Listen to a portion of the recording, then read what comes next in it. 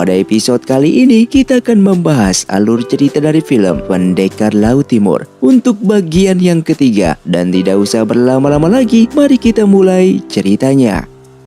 Film pun dilanjutkan dengan diperlihatkannya Hawking yang menghampiri ayahnya dalam kamar untuk mengecek kondisi sang ayah dengan memberikan obat padanya. Namun sang ayah malah menunjukkan kasih sayangnya sebagai seorang ayah. Ia pun memberikan obat pribadinya yang paling mujarab yang merupakan hadiah dari Istana Langit agar dia dapat menggunakan ketika Hawking terdesak. Dan Hawking yang pada awalnya menolak karena ia merasa sang ayah yang saat ini sedang lemah karena pertarungannya dengan King Ji yang belum lama ini lebih memerlukannya. Namun sang ayah menolak dan memaksa Hawking untuk menerima obat tersebut.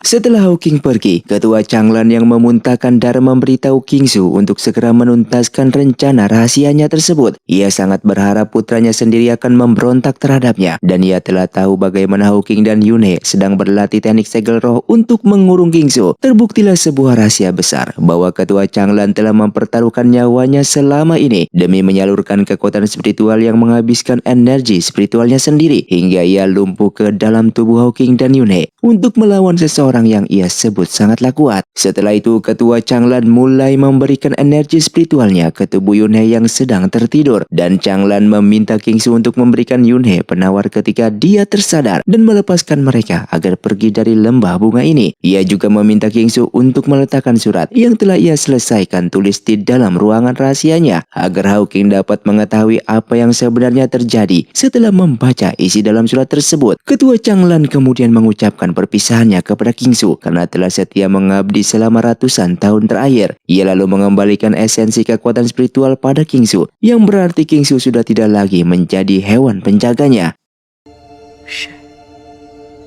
Setelah memberikan upeti pada Zhang yang meminta kesetiaannya lembah bunga, lalu Xiao Xing yang diutus oleh Yunhe untuk menjebak King Su dan Ketua Changlan langsung mengabarkan bahwa Yunhe sedang dalam kondisi gawat dan membutuhkan bantuan sang ketua. King Su yang tahu akan niat Hawking dan Yunhe untuk menjebaknya, meneguhkan hatinya tetap pergi menuju jebakan tersebut. Setibanya di mana Hawking dan Yunhe muncul di hadapannya, lalu menyerang King Su dengan teknik segel roh. Terlihat King Su kali ini sengaja mengalah agar rencana Ketua Changlan berjalan dengan semestinya. Kemudian Hawking pun pergi untuk menuntaskan rencana pemberontakan mereka.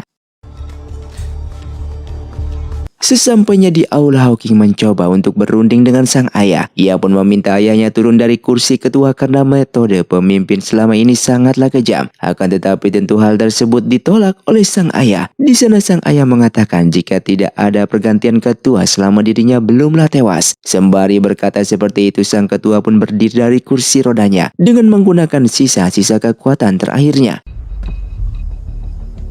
Hawking yang terkejut terpancing provokasi sang ayah dengan mengira ayahnya telah menipu semua murid di lembah bunga dengan berpura-pura cacat.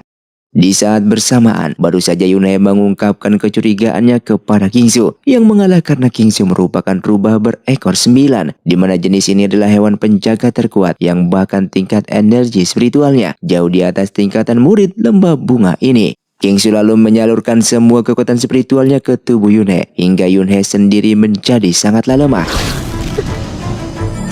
Di sisi lain, kembali ke dalam goa, sang ayah mengungkapkan kekecewaannya kepada Hawking yang berhati lemah. Lalu ia pun menceritakan jika ia pernah bertarung melawan seseorang yang sangatlah kuat, namun ia pun harus kalah. Karena itulah ia sangat keras mendidik Hawking dengan harapan kekuatan Hawking akan melebihi dirinya. Setelah itu ia pun jatuh lemah termakan oleh energi spiritualnya sendiri dan racun es yang telah ditanamkan ke dalam tubuhnya. Kemudian ia pun memberikan putranya agar membaca surat yang ia tinggalkan di ruangan rahasia, lalu tewas sesudahnya. King Su yang tiba di sana sangatlah bersedih melihat tewasnya sang ketua. Lalu ia pun memutuskan untuk bunuh diri dengan menghancurkan esensi tenaga spiritualnya sendiri. Kemudian Yunhe yang datang menyusul King Su hanya bisa terdiam dan tak berdaya melihat semuanya ini. Hawking dengan segera memasuki ruangan rahasia untuk mencari surat yang sengaja ditulis oleh mendiang ayahnya tersebut agar mengetahui apa yang sebenarnya telah terjadi selama ini. Dalam surat tersebut, Hawking diberitahu untuk menyelamatkan seluruh murid lembah bunga agar bisa bebas dari ketakutan akan bangsa peri. Bangsa peri itulah yang telah meracuni seluruh makhluk yang ada di lembah bunga dengan racun es. Dan sang ayah yang tahu bahwa Hawking telah gagal dalam pelatihannya mengatakan kini hanya Yunhela yang dapat mereka andalkan untuk melawan sang ratu peri. Keesokan harinya, Hawking yang secara resmi dilantik menjadi ketua lembah bunga yang baru. Hawking mengatakan di depan para murid agar membantu dirinya memperbaiki kembali nama baik lembah bunga ini. Setelah acara tersebut, Yunhe pun meminta Hawking untuk segera memberikan obat penawar racun es karena ia akan segera meninggalkan lembah tersebut. Belum ingin berkata jujur, Hawking malah menginstruksikan pengawalnya untuk mengepung Yunhe. Dan ketika Yunhe mencoba melawannya, Hawking mengaktifkan kembali racun es di tubuh Yunhe yang menutup titik meridian spiritualnya dan membuatnya seketika lemas. Setelah itu Yunhe menemui Hawking di kediamannya dan memaksa untuk memberikan penawar serta membebaskan dirinya dan Changyi. Tidak ingin bertengkar kembali akan masalah ini sehingga Hawking mengajak Yunhe masuk ke ruangan rahasianya. Di sana Hawking memberitahukan bahwa kutukan segel racun yang ada di dalam tubuh semua murid lembah bunga bukanlah dibuat oleh ketua lembah bunga yaitu ketua Changlan, akan tetapi dari sosok guru makhluk abadi yang bernama Ningking. Dan guru makhluk abadi ini memiliki dendam lama kepada lembah bunga ini. Demi menyelamatkan murid-murid lembah bunga, ketua Changlan menanamkan esensi spiritual ke dalam tubuh beberapa murid, tapi banyak dari mereka yang tewas karena tidak kuat menahan sirkulasi energi campuran itu. Hawking pun mengungkapkan ia ingin melanjutkan eksperimen ayahnya, dikarenakan hanya Yunhela yang tersisa. Belum selesai mereka berbicara, mereka pun dipanggil ke aula karena kedatangan dari sang ratu peri. Di dalam aula itu, seolah tidak peduli perihal tewasnya ketua Changlan, sang ratu peri saat ini meminta duyung Laut Timur dihadirkan untuk memeriksa dengan memastikan bahwa duyung tersebut dapat dijinakkan. Tapi fakta berkata lain dan yang terjadi adalah di luar keinginan ratu peri. Ratu peri yang murka ini lalu menyalahkan Yunhe karena gagal memenuhi keinginannya tersebut dan segera mengeluarkan cabuk api untuk memberikan Yunhe pelajaran. Kemudian Jisoo yang merupakan murid senior dari Ningking langsung menghentikan perbuatan kejam sang ratu peri itu dan menasihatinya untuk memberikan Yunhe waktu. Dikarenakan Ningking juga tidak lama lagi akan datang ke sini. Untuk menghargai nama besar Ningking, ratu peri mengurungkan niatnya menyiksa Yunhe lebih jauh. Akan tetapi ia mengancam seluruh lembah bunga apabila duyung ini kabur, maka ia akan membunuh Yunhe dengan ribuan sambaran petir. Kemudian Changyi yang menemui Ratu Peri ternyata mengajukan diri untuk tunduk kepada semua perintah dan menjadi peliharaan setia selama nyawa Yunhe diampuni. Bahkan ia sendiri juga akan mempersembahkan mutiara duyung pada guru abadi di kediaman sucinya. Yunhe yang mendengar kabar ini mengajak Hawking untuk membantunya membebaskan Changyi ini. Di pagi harinya, para murid Istana Abadi telah menunggu di luar kuil untuk membawa Changyi menuju Istana Abadi. Yunhe lalu memohon Jisoo agar mereka mengambil jalan darat karena ia berkeinginan mengumpulkan bunga yang berada di alam dunia untuk ia persembahkan di hadapan sang guru abadi. Keesokan paginya Yunhe kembali menghampiri Changyi, meminta izin untuk mengajak Changyi berjalan-jalan di sekitar pegunungan hingga terlihat mereka menikmati masa-masa yang penuh dengan kebahagiaan itu. Dan dari pembicaraan mereka, Changyi pun memberitahukan bagaimana dirinya bisa tertangkap oleh bangsa peri. Ia pun memberitahu ketika rombongan Ratu Peri sedang melintas langit Laut Timur, Ratu Peri terjatuh karena tersapu oleh kuatnya hembusan badai dan terseret ombak. Namun Ratu Peri ditolong oleh Changyi dari keganasan gelombang Laut Timur dan para makhluk mitologi ganas yang ada di sana. Akan tetapi bukannya berterima kasih, Ratu Peri malah menyuruh para pengawalnya untuk menangkap Changyi dan mengirimnya ke lembah bunga. Saat tengah malam di sebuah rumah yang sudah Hawking persiapkan, Yunhe berhasil melepaskan segel pengikat yang berada di dalam tubuh Changyi agar ia kembali ke Istana Laut Timur berkumpul bersama keluarganya tersebut. Setelah itu Yunhe memberitahu Hawking jika dirinya akan kembali ke tenda dan menunggu agar Ratu Peri menghukumnya atas tindakan yang ia lakukan, yaitu membantu Chang'e kabur. Dan baru saja masuk ke tenda seketika Yunhe dihampiri oleh Jisoo yang menanyakan keberadaan duyung yang seharusnya Yunhe jaga. Sehingga dengan nekat Yunhe pun menjawab jika ia telah membebaskan Chang'e tersebut. Panik akan jawaban dari Yunhe, Jisoo lalu menyuruh seluruh murid Istana Abadi agar mencari duyung tersebut sebelum Ratu Peri mengetahui kejadian ini. Kemudian Hawking yang tidak bisa melihat saudaranya akan dihukum mati karena melepaskan Chang'e. Ia pun dengan segera melepaskan Chang'e dari segel pelindung kekuatan spiritualnya. Sehingga Chang'e yang berlari kembali ke tenda dan membawa Yunhe kabur dari sana. Yo.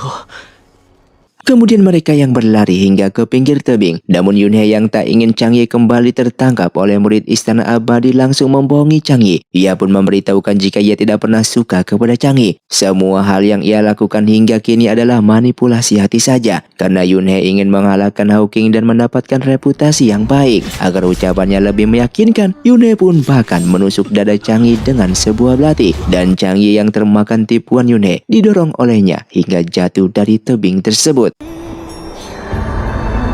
Sementara itu Sanyu yang diselamatkan oleh King Ji dibawa ke kediamannya di tengah gurun. Di sana Sanyu menunjukkan kebencian luar biasa pada Phoenix ini. Tak mampu melawan kekuatan Phoenixnya. Sanyu pun meminta King Ji agar menghabisi saja dirinya. Tapi diajukan oleh King Ji. Saat malam tiba terlihat Li Su menghampiri Sanyu dalam bentuk astralnya. Ternyata pangeran kucing gunung ini belum tewas yang masih menyisakan sedikit energi spiritualnya. Li Su lalu berjanji akan berlatih agar dapat mengembalikan bentuk fisiknya secara utuh. Yang pada awalnya Sanyu sangat marah kepada Li Su yang telah memanfaatkan hatinya untuk membebaskan King Ji. Tapi setelah Li Su menjelaskan bahwa ia telah menganggap King Ji yang telah menyelamatkan hidupnya, lalu keduanya pun berbaikan. Kembali ke Yunhe, terlihat para pasukan Istana Abadi telah tiba di tebing. Dengan kekuatan baru dari sirkulasi dua alam dan teknik baru dari spiritualnya, Yunhe pun membuka segel yang cukup kuat untuk menahan para makhluk abadi ini. Walaupun cukup kuat, tapi Yunhe yang belum sepenuhnya menguasai teknik tersebut membuatnya harus kalah dan hampir tewas setelah panas spiritual Ratu Peri menembus dadanya. Namun ternyata luka-luka itu seketika membangkitkan kekuatan siluman rubah ekor 9 milik Kingsu yang sebelumnya telah diberikan ke dalam tubuh Yunhe. Dalam seketika gabungan kekuatan Yunhe dengan Kingsu dan elemen langit dari racun es membuat seluruh murid abadi tak berdaya diserangnya. Dan di saat Ratu Peri hampir dihabisi, tiba-tiba sebuah cahaya kemasan menyerang dan mengempaskan Yunhe hingga tak sadarkan diri. Ternyata pemilik serangan itu adalah Ningking yang merupakan guru abadi yang mampu membuat Yunhe bertekuk lutut hanya dalam satu kali jurus. Kemudian Ningking memberitahu muridnya agar menangkap dan memenjarakan Yunhe karena ia tertarik akan energi yang Yunhe barusan keluarkan. Di pagi harinya, terlihat pasukan Raja Laut Timur bernama Suo menemukan pangeran mereka tergeletak tak berdaya di tepi sungai. Suo yang tidak dapat menyembuhkan Chang'e dengan energi spiritualnya karena Chang'e telah membuang mutiara dan juga ekor duyungnya. Dalam kepanikannya tersebut, muncul seorang makhluk abadi yang merupakan mantan murid pertama Ningking bernama Ling yang segera mentransfer energi spiritualnya dan memberikan obat ramuannya. Sementara Jisoo dan para pasukan Istana Abadi yang diperintahkan Ratu Peri untuk mencari Chang'e tiba di sana juga. Akan tetapi tidak ada yang berani melawan Ling untuk membawa Chang'e ke Istana Abadi karena mereka sadar jauhnya tingkatan kekuatan spiritual mereka dengan Ling. Dikarenakan gagal dalam misinya, Jisoo pun mengatakan di hadapan sang guru untuk menghukum dirinya. Tapi Ningking yang mengerti bahwa muridnya ini telah berjumpa dengan musuh besar yaitu Ling yang merupakan mantan muridnya tersebut, sehingga ia pun langsung mengampuni Jisoo. Di rumahnya, Ling yang memeriksa tubuh Chang'e merasa sangatlah kecewa dikarenakan dia tidak mendeteksi lagi kekuatan besar Pangeran Duyung Laut Timur yang dapat mereka gunakan untuk melawan Ningking. Ingatannya pun kembali di beberapa pulau ribuan tahun yang lalu di hari sebelum ia meninggalkan Istana Abadi. Sebagai dewa, ia pun terkejut melihat kekejaman gurunya ini yang membuat banyak murid lembah bunga musnah. Dalam kesedihannya, ia pun dihampiri Kaisar Langit yang memberikan sebuah pusaka teratai yang berfungsi sebagai kompas untuk menemukan orang yang dapat melawan Ningking ini. Kemudian Ling mengatakan kepada Chang Yi setelah tersadar bahwa kompas ini menunjukkan bahwa diri Chang Yi yang terpilih dan dapat melawan Ningqing. Namun Chang Yi yang menolak hal itu karena ia merasa telah ditipu oleh Yun He dan memilih untuk pulang kembali ke Laut Timur. Sementara di kediamannya, Ratu Peri dihampiri oleh adik angkatnya yang merupakan Kaisar Langit. Dan adik angkatnya ini memberikan semangkuk obat sambil menasehati kakaknya tersebut agar tidak terlalu kejam. Tapi Ratu Peri malah menyalahkan adiknya yang sangatlah lemah walaupun memiliki jabatan sebagai Kaisar Langit itu. Setelah itu Kaisar Langit mencari Ningqing dan berbicara kepadanya. Ia merasa kakaknya ini telah berubah menjadi dewa yang mempermainkan makhluk-makhluk lain sesuka hatinya. Ia pun menuntut tanggung jawab dari Ningqing sebagai guru moral dari kakaknya tersebut dan mengancam akan membawanya pulang ke Istana Langit. Namun tak gentar akan ancaman Kaisar Langit. Justru Ningqing mendekatinya yang ingin menyerang sang Kaisar Langit. Beruntungnya dua guru Kaisar Langit muncul dan membawanya pergi dari sana. Di tebing Istana Langit, Kaisar Langit memberitahukan para gurunya bahwa mendiang ayahnya telah mengubur sebuah senjata pusaka langit dalam pohon yang hanya dapat dibuka oleh seseorang berkekuatan spiritual besar. Setelah itu ia pun menjumpai guru besar Dewa Bintang dan menceritakan kekejaman dari Ningqing. Akan tetapi ternyata Dewa Bintang tertidur pulas karena tidak terlalu memikirkan dunia panah tersebut. Kembali ke kediaman Ratu Peri, ia yang telah dikalahkan Yun He di atas tebing merasa sangatlah malu dan dendam. Hingga ketika ia mendapatkan kabar bahwa Yun He ditahan di penjara Istana Abadi, Ratu Peri pun datang dan menyiksa Yun He. Akan tetapi ketika Ratu Peri mencoba menyiksa Yun He menggunakan racun esnya, seketika itu juga Yun He berubah menjadi rubah ekor 9 yang membuat Ratu Peri ketakutan. Kemudian Ningqing pun muncul di sana dengan mengikat Yun He sehingga dirinya gagal menyerang sang ratu dan Ratu Peri yang malu lalu pergi meninggalkan Yun He. Tidak lama kemudian ia dan Zhang kembali membawakan racun lain. Namun racun tersebut tidak mempengaruhi tubuh Yun He sama sekali dan bahkan berkat mutiara anti racun Chang Yi, ia pun mampu mengeluarkan racun itu dari tubuhnya untuk menakut-nakuti sang Ratu Peri.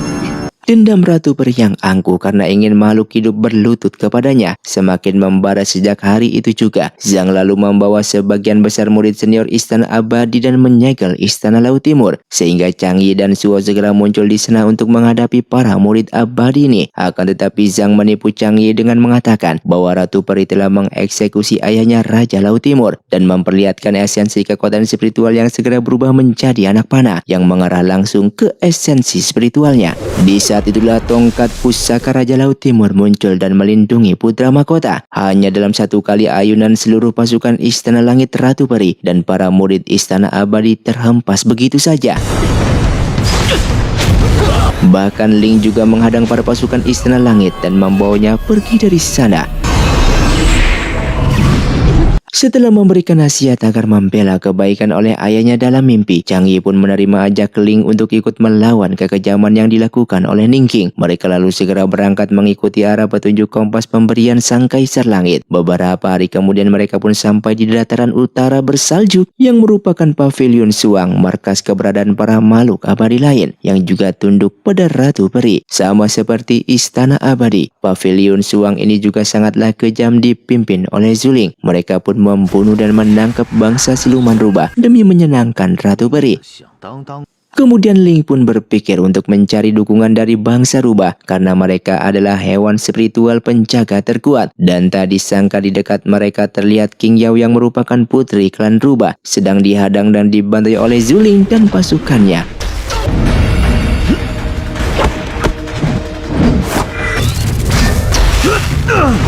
Dan film pun bersambung.